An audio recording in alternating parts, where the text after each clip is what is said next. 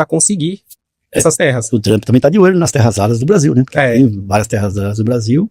E se falou também da situação lá em relação à taxação que ele criou para o planeta aí, em relação ao Brasil, por exemplo, quando ele taxou o Brasil, uma bandejinha de asa de frango lá nos Estados Unidos estava $24, entendeu? Aí ele viu que a situação da economia americana também, houve pressão dos americanos sobre a situação, que eles dependem de questão de importação também do Brasil, né? Então, aí houve uma situação complicada para ele, não só no Brasil como no mundo, essa taxação maluca que ele criou aí, viu? E, em vez de buscar um problema para ele queria mais uns problemas para ele administrar. Além do ódio, né, que a população está começando a crescer nos Estados Unidos. Houve várias manifestações, né, nos Estados Unidos, tanto em relação ao problema da violência, como também ao ataque aos imigrantes, né? Tem boa parte da população hoje imigrante lá, parece que estão criando uma lei lá para proibir os imigrantes de ser candidato, porque tem senadores e deputados, até o presidente Obama, que era filho de imigrantes. Tá ele também, o próprio Trump, mas que tem familiares lá que é imigrante, e hoje está contra a imigração, né? E a imigração é que constrói várias coisas nos Estados Unidos. É o ICE, a polícia imigratória. Polícia imigratória que está pegando pesado lá, e a reação, né, de vários estados no próprio Estados Unidos contra a política do Trump, né? E assim, é aquela coisa, como que eles têm a máquina de imprimir dinheiro, para eles são fáceis. Porque eles acabam imprimindo dinheiro, tem essa desconfiança, assim, e por isso que até o Brasil ele tá diversificando a questão da moeda, tá comprando muito ouro, tá comprando muito euro, né? E a China também fez aquele anúncio para não comprarem títulos, né, americanos, porque sabem que tá uma dívida ali impagável. Aí eu vou deixar para outro tema, que eu tava estudando sobre a questão dessa dívida, que nem nos Estados Unidos, eles devem 38 trilhões, eles devem para quem? Boa parte é pro Japão. E tem dívida pública também, entendeu? Alta. Aqui no Brasil também tem uma dívida pública alta também, né? Aqui eu acho que tá chegando quase 85%. Então. O Japão eu acho que já passou quase mais de 100%, aqui. Só que ainda assim, aquela coisa, aqui no Brasil ainda a gente tem aquela segurança em questão de dólares, né? Essa reserva, assim. E sempre vai ter, aquele você falando, a questão da aposentadoria. Sempre eles vão vir com uma reforma, né? Isso. A última que teve foi em 2019. Muitos colegas não conseguiram se aposentar. Ficaram esperando, não conseguiram e ficaram com medo depois, porque iam ser mandados embora. Por exemplo, eu tenho 60 anos, agora dia 20 eu vou completar, e tenho direito à aposentadoria 100% lá, do pedágio que tem lá na lei anterior, que eu já tinha tempo anteriormente garantiu o direito de eu me aposentar agora, mas eles já estão propondo para o ano que vem, qualquer que seja esse congresso que for eleito aí, eles vão propor uma reforma, eles podem aumentar a idade, inclusive aí para 72, estou falando 72 para a mulher e estão falando em 78 para o homem. Se isso acontecer, tampar o caixão, porque muita gente não vai conseguir chegar lá. A juventude hoje, que está nessa questão de pejotização aí, de outra alternativa de trabalho, não vai ter como aposentar, então está calculando de que forma ele vai se localizar no mundo do trabalho, além das tecnologias, né, que vem aí a robótica e toda a situação aí da revolução, né? Tecnológica, que vai acabar cada vez avançando, né? Até nos anos 90, 93, por exemplo, eu tinha um celular que era aquele tijolão, né? Ninguém tinha praticamente aquele celular lá, depois o analógico, depois veio a questão, hoje o celular faz tudo, o celular é um computador onde você resolve toda a sua vida, esquecer o celular em casa é parte de coisa que o cara fica naquele dia travado, né? É o que eu falei pra você, as pessoas ficam hoje a média 6 horas com o celular, redes sociais. Então aqui o dinheiro, não importa o que você tá fazendo, você tem que digitalizar. Assim, e o que eu falo pra você, ali, quando eu falei, a questão da mão de obra, serviço braçal. Se você pegar, falei pro colega, pedreiro, eletricista, pintor, ganha muito mais do que um salário, como eu falei, se pegar um policial militar que ganha 5 mil, se perguntar pra um pedreiro, o cara que é azulejista, eu tenho um colega que ele faz tudo, só que a especialidade dele é banheiro. Ele ganha muito mais. Ele ainda escolhe o trabalho. Ele só não sabe investir. Já tô fazendo a propaganda pra você, Marcão. Ele só não sabe investir. Ele tá desde 2020. Ele trabalha com um arquiteto. Não falta emprego. Mas nós temos um problema no Brasil que é também essas big techs aí, né? Os jogos das bets aí, tá se instaurando para tudo que é lado, e as pessoas pegam o dinheiro até do pé de meia, do não sei o que, e vai jogar. Tem aquele joguinho lá, o tigrinho lá chinês. Então há um vício, além de se falar a questão do celular, o tempo que o cara fica, tem esse negócio com os times de futebol também, agora estão entrando no negócio das bets aí e tudo mais. E isso tem levado um setor importante da população pegar o mínimo que ele tem de recurso e apostar na vida, né? Porque vai ganhar dinheiro fácil. Então esse é um problema sério também para a população. Mas eu falo aqui nos vídeos, cara, o cara que não faz nada, o cara que tem vergonha de gravar, não quer fazer nada, não quer se esforçar nada, eu falo, Barbosa, vai jogar. joga joguinho online. Porque você não quer fazer nada, fica contando com a sorte. É o cara que não quer fazer nada, Barbosa. Também tem esse negócio do influenciador, né? Então o cara queria em casa qualquer vídeo, qualquer coisa lá pra jogar na rede social e ele virar um influenciador. Ele acha que vamos pegar aí 1% dessa população que vai entrar por influenciador. Então não, vai nessa ideia também. Eu tô falando assim, um exemplo. Barbosa, eu conheço pessoas ali na 25 de março, cara, Senegal, nigeriano, eles empreendem e eu fiquei na tese com meu amigo lá, concursado, professor, só que a mentalidade dele não entra. Eu falei, se você pegar qualquer coisa, sair vendendo, empreender, você trabalha 12 horas, você vai fazer mais do que um salário mínimo ou que você ganha em 12 horas. Falei isso daí pra ele. Talvez nem todo mundo vai dar certo, mas boa parte vai dar.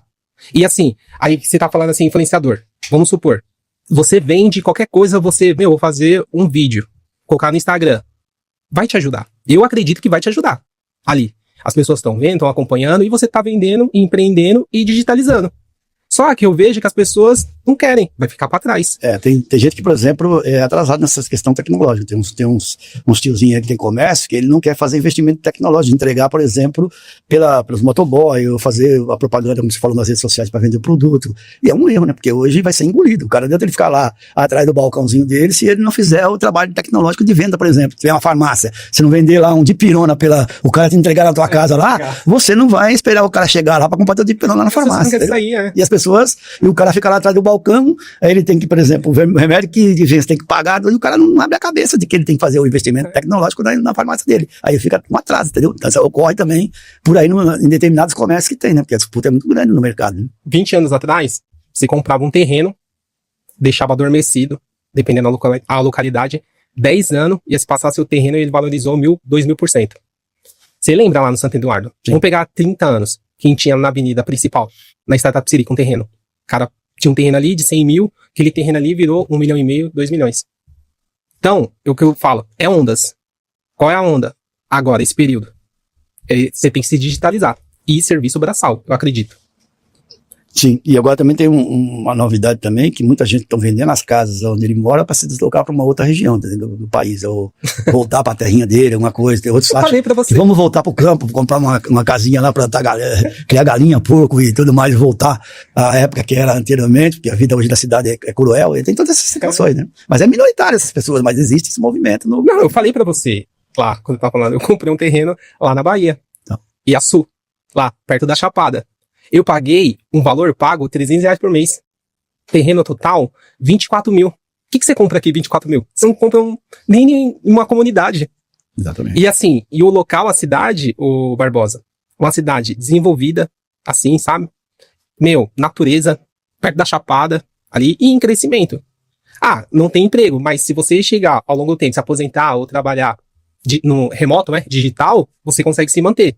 Porque assim, Barbosa, eu sempre falo aqui, hoje, um estúdio, a questão do Airbnb, que eu acho que o governo ele taxou o Airbnb, né? Colocou 44%, se não me engano. O cara vai comprar um estúdio, um apartamento ali de 50 metros quadrados e vai pagar, cara, R$400 mil. Assim, não tem problema, mas, juros. E às vezes eu conheço um monte de conheço colegas que financiaram e estão quase perdendo imóvel. E a minha opinião, eu acho loucura a pessoa que ganha R$8 mil, minha opinião, eu não teria coragem de financiar. Eu conheço colegas que estão perdendo o imóvel. Que não tem, começou a pagar, veio alguma coisa, algum problema, saúde, filho ali, e estão quase perdendo, porque se deixou 3 ali atrasarem, aí já vai se tornar aquele processo, né? Tem advogados, pessoas, investidores, especialistas em leilões ali, que acabam arrematando, e é aquela coisa, eu falei, você tem que ter um bom plano estratégico para saber na hora de investir. Então se a pessoa perde o emprego, ele acaba perdendo o imóvel também que tem, às vezes não consegue pagar, né? Tem problema também, hoje às vezes as pessoas fazem investimento, mas tem que pagar depois o IPTU, pagar os condomínios, e aí o condomínio hoje pode processar agora, e aí o que o cara faz? Vai lá, faz um acordo, paga 2, enrola o processo, começa tudo de novo, até ele regularizar a situação, senão chega uma hora que vai para leilão, como você está falando, e muitas casas vão para leilão mesmo, porque há um crescimento também, um boom grande aí, de vários locais, tá se construindo prédio na cidade, dentro da cidade, né? Só que tudo quanto é cidade que você vai, os caras estão fazendo prédios, né? Airbnb, poder vender, né? Isso, Airbnb, Quinta Andar. Isso. Booking. Exatamente. Às vezes pega. As grandes empresas aí da área de construção. Então teve um boom aí na construção depois da crise para cá, que os caras estão investindo pesado aí. E as pessoas estão comprando, mas na hora vamos ver, da crise complicou, né? Às vezes o cara casa lá e tá sabendo que aquele amor todo, mas ele não tá vendo o CPF da sujeito. Quando vai dormir no teto lá, 7 meses, ele vai ver o BO, trouxe uma dívida danada de lá pra cá, e aí tem que separar. Aí que ele vai descobrir que ele entrou numa furada. E tudo isso acontece às vezes também. Né? E também os juros altos, né? Agora, quem pegou os juros de 2%, talvez pegou uma parcela boa, com um valor bem baixo. Agora, 15%? Eu tô falando pra você, teve uma colega lá, ela financiou um imóvel, cara, eu sei que de 400 mil passou pra mais de 1 milhão. Ela pegou mais ou menos 10, 12% ali. Não consegue pagar, né? Muito alto. Eu falei, meu, você é corajosa. Aí ela trabalhava no shopping, ficou desempregada, aí tava desesperada ali. Tem esse negócio dos bancos também, que nem o cara financia, às vezes, dívida com o imóvel, com o carro, aí vem e perde, às vezes ele compra o carro e não consegue pagar, aí o banco toma, aí com a ação judicial o cara vai lá, pra brigada abrir o portão, pegar teu carro e vai embora. Não, mas pior que carro, você acredita que tem mais facilidade? O carro pra financiar? E também é outra loucura, que o carro você vai financiar ali, o cara que às vezes ganha até R$2.000 consegue financiar um carro de 200, e com a depreciação, o valor acaba, passa um ano. Você pagou 100 mil, seu carro vale 50, não é? Quando você for revender, saiu da loja, você já perdeu o valor. Exatamente, aí perdeu o valor e o cara ficou num prejuízo grande, né? Porque vai depreciar o bem dele e não vai conseguir vender pelo valor que ele comprou depois. Tem que vender um mais barato, né? E assim... Se ele conseguir pagar até o final, né? Porque às vezes não consegue. E eu falo, em São Paulo, quem consegue andar de carro? Exatamente. Em São Paulo, muito trânsito. Muito trânsito, não dá. Tem uma opção agora de usar as bikes ou o cara comprar moto, né? Então tem um crescimento grande também de motos, né? Tanto em relação à questão do e-commerce, da entrega, como também da própria questão alternativa, do cara andar, se localizar metrô também, cidade, né? Uma mobilidade, né? Quantos anos você escuta o metrô do Tabuão? O metrô do Tabuão, inclusive, né? É igual aquele metrô da linha Lilás, né? Que demorou anos para sair a linha do Capão Redondo. Quando criaram na Santa Cruz, já deveria criar automaticamente com a interligação com o Capão Redondo, né? Ou lá o Ângela direto, né? Os caras ficam enrolando de governo em governo e a luta política, né? Que entra as divergências dos caras, atrasaram a obra, inclusive, do metrô do Tabuão, né? Que vai chegar agora lá a linha amarela, mas depois de muitos anos, né? Quase mais de 20 anos essa luta política aí, depois que saiu a Butantã. É um absurdo total. Absurdo. E a população paga caríssimo essas obras aí, né? Cada vez mais cresce, né? A esticada de linha, né? Esperamos que um dia chegue lá em Embu das Artes, que a gente mora no Embu, o metrô chegar lá, né? 50 anos. Estão falando também na mobilidade numa grande obra aí da Raposo Tavares, que vai causar um desastre ali natural grande, né? Por quê? Porque vai ter que desapropriar muita gente, né? Pra você fazer qualquer coisa na Raposo Tavares. E ali de manhã é um sufoco pra se movimentar. Se você tentar 5h30 da manhã andar na Raposo Tavares, já é um trânsito infernal. Já, principalmente quando tem acidente. Exatamente. Aí tem esse problema da discussão lá de fazer uma obra por lá e vai desmatar alguma parte também da região do Embu para interligar ela lá com outros locais do Rodanel, da Reis do Tencourt e tudo. Acho que ficou legal aqui. Quer dar uma consideração final? Não, consideração final eu sou do Correio e acho que é uma empresa pública de mais de 360 anos, né? Defendo a empresa como empresa pública de qualidade, o governo tem que fazer investimento na empresa. Eu acho que esse negócio de parceria, como defende o governo, é errado, porque o Correio, ele tem condições sim, se tivesse o investimento tecnológico, de concorrer com as empresas que tem. O problema é que não está tendo, né? E a política que eles estão fazendo hoje é o oposto que é a defesa da empresa pública, né? Então nós não concordamos com o que está sendo feito hoje. Essa reestruturação de demitir 15 mil e fechar 1.000 agências é um desastre para a empresa. A gente tem que, inclusive, trazer os concursados para dentro da empresa, organizar a empresa, discutir essa possibilidade de se ter um banco digital da empresa, alguma forma de você modernizar a empresa, inclusive de forma viável, né?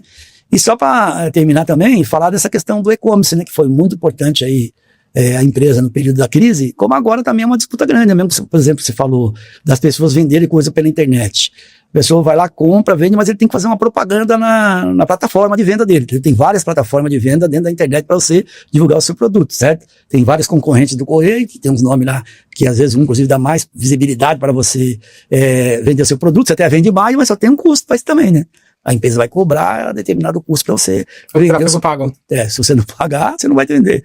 Então é uma disputa grande entendendo isso também. Tem as empresas e tem o cidadão individualmente também. Às vezes individualmente ele vai fazer propaganda lá aleatória, mas se ter o alcance que os caras têm pagando as plataformas, é bem diferente, viu? Tem isso também para a pessoa localizar. Mas nas considerações finais eu gostaria de colocar isso, né? Porque é uma empresa viável, né? E que, enquanto pública, ela é beneficiada para a população. Que se passar a ser privada, nós vamos pagar caro. Como é hoje a água, né? Hoje a água vai ficar uma coisa mais cara desse século. Os caras estão vendendo tudo, querem vender até os rios. É um absurdo. Certo? A água é vida para a população. Imagina se você vende e obrigar a pessoa a tomar um copo de água, ela tem que pagar, vai ser cruel para a vida daqui para frente. para futuras gerações. Obrigado. Opa, tá? Obrigado. Me acompanha nas redes sociais e até o próximo episódio. Canal Nômade Passaporte Cash. Deus abençoe. Ok. Obrigado aí.